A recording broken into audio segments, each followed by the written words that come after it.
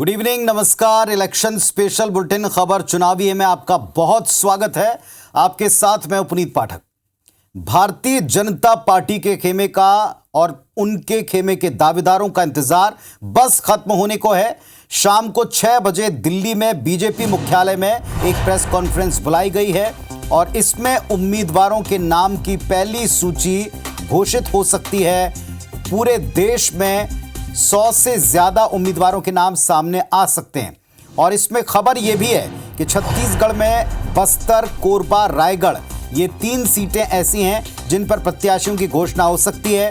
हालांकि सूत्र कुछ और सीटों पर संभावितों के या नाम डिक्लेयर होने की बात भी कर रहे हैं। बड़े नामों में प्रधानमंत्री का नाम, इसके अलावा कुछ केंद्रीय मंत्रियों के नाम पहली ही सूची में हो सकते हैं उनके अपने संसदीय क्षेत्रों से। तो शाम को 6 बजे बीजेपी दफ्तर में एक प्रेस कॉन्फ्रेंस है और प्रेस कॉन्फ्रेंस के फौरन बाद भारतीय जनता पार्टी अपनी पहली सूची जारी कर देगी, इस तरह की जानकारी है।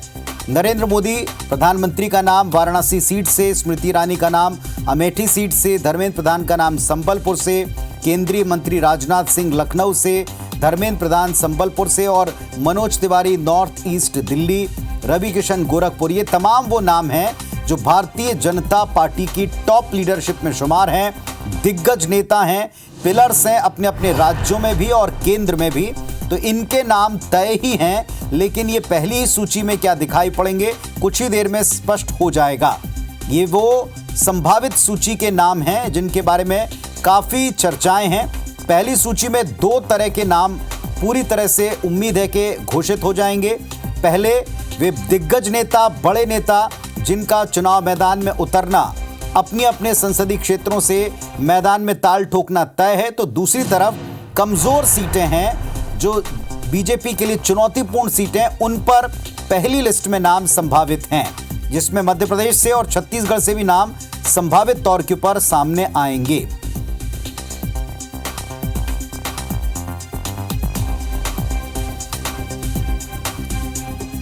तो 150 नामों वाली पहली सूची, इससे भी अधिक नाम हो सकते हैं, बस कुछ देर बाद घोषित कर दी जाएगी। भारतीय जनता पार्टी की दिल्ली में प्रेस कॉन्फ्रेंस में या इसके फौरन बाद यह लिस्ट देश के सामने आने वाली है। IBS 24 पर आप बने रहें ताकि सबसे पहले आपको लिस्ट का ऑथेंटिक अपडेट हम दें। पूरी तरह से लिस्ट जब आधिकारिक तौर पर सामने आएगी आपके सामने रखेंगे और इनके नामों का विश्लेषण भी होगा। मध्य प्रदेश, छत्तीसगढ़ से कितने नाम हैं, कहां से किनको उम्मीदवार बनाया और कौन दावेदार हैं जो कट गए, सब पर बात होगी। फिलहाल आगे बढ़ें। कांग्रेस नेता राहुल गांधी अपनी भारत जोड़ो न्याय यात्रा मध्य प्रदेश में लेकर आ चुके हैं। राजस्थान के धौलपुर से मुरैना जिले की सीमा में यात्रा की एंट्री मध्य प्रदेश में हुई है।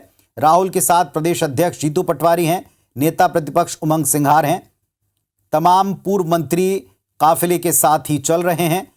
चंबल नदी के राजघाट पुल पर कार्यकर्ताओं ने राहुल का जोरदार स्वागत किया है। गुलाब फूल का एक कालीन बनाकर ही समझिए बिछा दिया था। कार्यकर्ताओं ने चंबल के पानी से भरा कलश राहुल गांधी को भेंट किया है।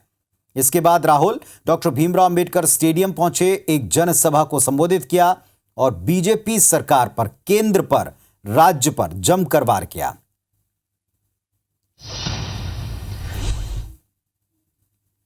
क्योंकि देश में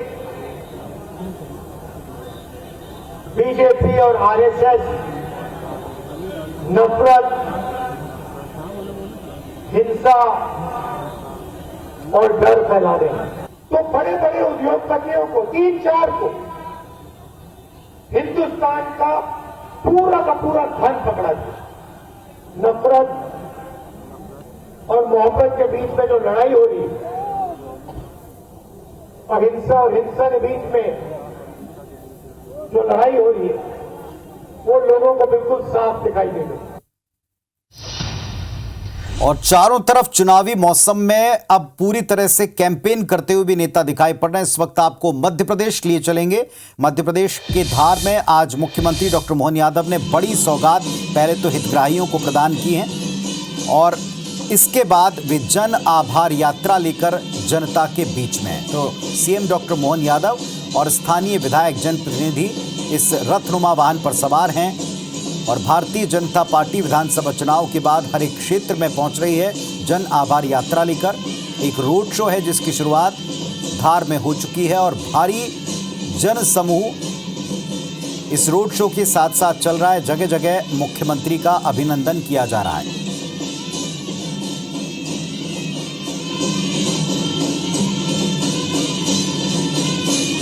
तो अब से कुछ ही देर पहले एक सभा में एक साथ हजारों हितग्राहियों को योजनाओं के तहत, विभिन्न जनहित की योजनाओं के तहत राशि का वितरण हुआ है। सामाजिक सुरक्षा से संबंधित जो तमाम योजनाएं थी उनकी सिंगल क्लिक के द्वारा राशि का अंतरण हुआ है हितग्राहियों के खाते में। और अब इस वक्त जन आभार यात्रा के साथ मुख्यमंत्री डॉक्टर मोहन यादव धार में मौजूद हैं।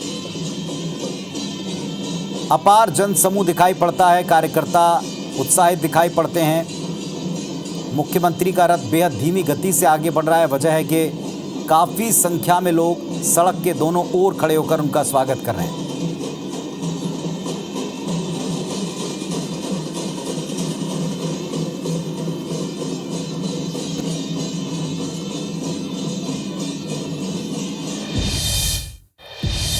तो इस यात्रा के दौरान भी और इस रोड शो के दौरान भी जो तस्वीरें मिलेंगी उनका अपडेट आपको मिलेगा। फिलहाल आगे बढ़ रहे हैं।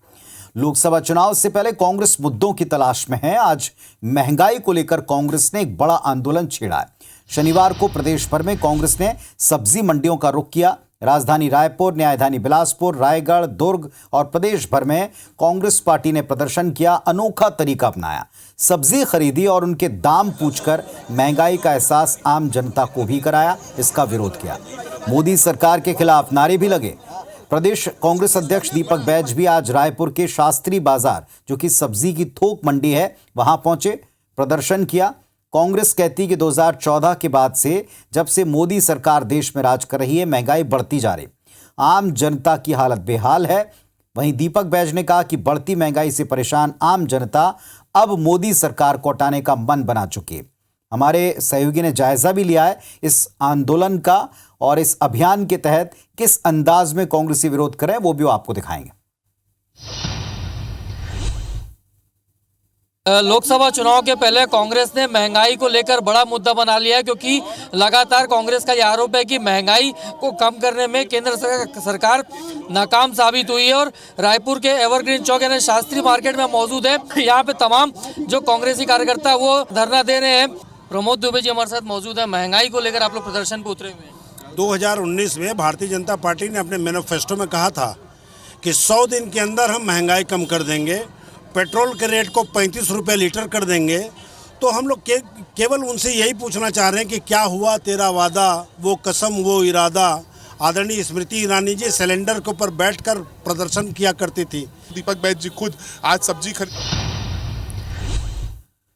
तो लगातार प्रदर्शन कांग्रेस पार्टी का महंगाई के विरोध में। इधर छत्तीसगढ़ में भाजपा की सरकार मोदी की एक और गारंटी को निभाने वाली है और तारीख भी आ चुकी है। 12 मार्च को प्रदेश के 24 लाख से ज्यादा किसानों को धान विक्रय के बाद उसके अंतर की राशि प्रति क्विंटल 917 रुपए के हिसाब से उनके बैंक खातों में ट्रांसफर की जाएगी।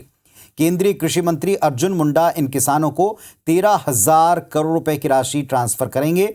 इस दिन सभी जिलों में कार्यक्रम आयोजित होंगे।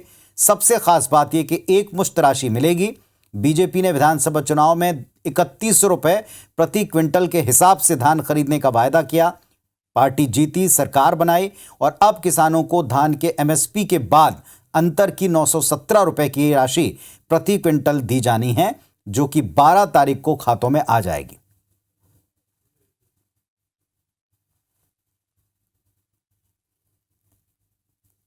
निश्चित है 12 तारीख को हमारे देश के कृषि मंत्री अर्जुन मुंडा जी छत्तीसगढ़ आएंगे और पूरे जिला में हर जगह कार्यक्रम रख के उस दिन 24 लाख से ज्यादा किसानों के खाते में जो अंतर की राशि है ये करीब 13,000 करोड़ रुपया है। 13,000 करोड़ रुपया उनके खातों में हस्तांतरण कर देंगे। तो एक तरफ जहां स्थानीय स्तर पर नेता अपने वायदे निभा रहे हैं, पीएम मोदी की गारंटी निभा रहे हैं, तो प्रधानमंत्री मोदी भी मिशन 24 में जी जान से जुटे हुए हैं। प्रधानमंत्री मोदी 3 राज्यों के दौरे पर हैं, जिनमें आज पश्चिम बंगाल और बिहार में वे पहुंचे। पीएम मोदी पश्चिम बंगाल और बिहार को करोड़ों की सौगात दे चुके हैं। पश्चिम बंगाल के कृष्णानगर और इसके बाद बिहार के औरंगाबाद और बेगूसराय में जनता के बीच प्रधानमंत्री ने गर्जना के साथ में घोषणाएं की हैं, विरोधियों पर जमकर वार किए हैं। पहले पीएम मोदी आज पश्चिम बंगाल के कृष्णानगर पहुंचे। 15,000 करोड़ के विकास की योजनाओं को जनता को समर्पित किया है। इस मौके पर आयोजित एक जनसभा को संबोधित करते हुए प्रधानमंत्री मोदी ने एक बार फिर वेस्ट बंगाल की सीएम ममता बनर्जी की और उनकी सरकार पर जमकर वार किया। कहा कि तृणमूल कांग्रेस अत्याचार और विश्वासघात का दूसरा नाम है। वहीं मोदी ने पश्चिम बंगाल के बाद बिहार का दौरा किया। औरंगाबाद और बेगूसराय में जनसभाएं की। प्रधानमंत्री बिहार में 34,800 करोड़ रुपए से ज्यादा की विकास परियोजनाओं को जनता को समर्पित कर रहे हैं। जनता को दोनों जगह संबोधित करते हुए आज विपक्ष पर, विपक्षी गठबंधन पर और खास तौर पर कांग्रेस और उसके परिवारवाद पर वार किया है। यहां जिस तरह टीएमसी की राज्य सरकार चल रही है, उसने बंगाल को निराश कर दिया है। टीएमसी को बार बार इतना बड़ा जनादेश दिया है, लेकिन टीएमसी अत्याचार और विश्वासघात का दूसरा नाम बन गई है। एनडीए की शक्ति बढ़ने के बाद बिहार में परिवारवादी राजनीति हाशिए पर जाने लगी है। मैंने तो सुना है कि इनकी पार्टी के बड़े बड़े नेता भी इस बार बिहार में लोकसभा का चुनाव लड़ने के लिए तैयार ही नहीं हो रहे हैं। तो प्रधानमंत्री ने एक एक करके विपक्ष पर और विपक्ष के बड़े नेताओं पर निशाना साधा। आज प्रधानमंत्री मोदी 9 साल के बाद औरंगाबाद पहुंचे। पीएम मोदी के साथ बिहार के सीएम नीतीश कुमार भी मंच पर उनके साथ ही बैठे दिखाई पड़े। मंच साझा किया। मंच से संबोधन के दौरान नीतीश कुमार कुछ ऐसा बोल गए जिसको सुनकर प्रधानमंत्री मोदी भी ठहाके लगाने लगे। दरअसल नीतीश कुमार ने कुछ ही दिनों पहले पाला बदला है और उन्होंने कहा कि हम इधर गए, हम उधर गए, लेकिन अब कभी गायब नहीं होंगे। ऐसा उन्होंने क्या कहा जिस पर स्वयं प्रधानमंत्री भी अपनी हंसी को रोक नहीं पाए। आपको दिखाते भी हैं, सुनाते भी। करोड़ रुपए से अधिक की 28 परियोजना।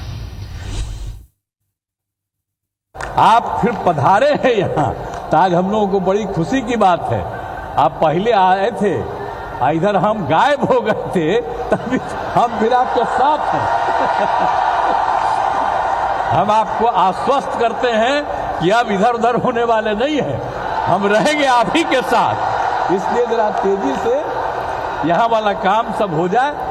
अब आप सब तो जानते ही हैं कि हम लोगों को तो एक ही साथ ना है भाई, 5 से। इधर लोकसभा चुनाव 2024 से पहले बीजेपी सांसद गौतम गंभीर ने एक बड़ा फैसला लेकर सबको चौंकाया। गौतम गंभीर ने अब राजनीति से दूरी बनाने का ऐलान कर दिया है। साफ है कि इस बार लोकसभा चुनाव वो नहीं लड़ने वाले। वो क्रिकेट की वजह से अपनी राजनीतिक जिम्मेवारियों से आज़ाद होना चाहते हैं। उन्होंने भारतीय जनता पार्टी के राष्ट्रीय अध्यक्ष जेपी नड्डा से कर्तव्य मुक्त किए जाने की मांग की है, गुहार लगाए।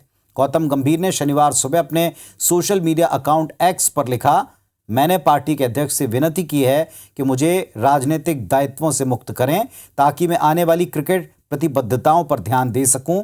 मैं अपने सेवा का अवसर देने के लिए माननीय प्रधानमंत्री नरेंद्र मोदी और माननीय गृह मंत्री अमित शाह का हार्दिक धन्यवाद करता हूं। बीजेपी आलाकमान लोकसभा चुनाव के लिए अपने उम्मीदवारों की लिस्ट तैयार कर रही है। ऐसा ये माना जा रहा है कि इस बार पूर्व दिल्ली से बीजेपी गौतम गंभीर का टिकट काट सकती है। लिस्ट आने से पहले गौतम गंभीर ने अपना नाम वापस ले लिया है, अपनी दावेदारी पीछे खींच ली।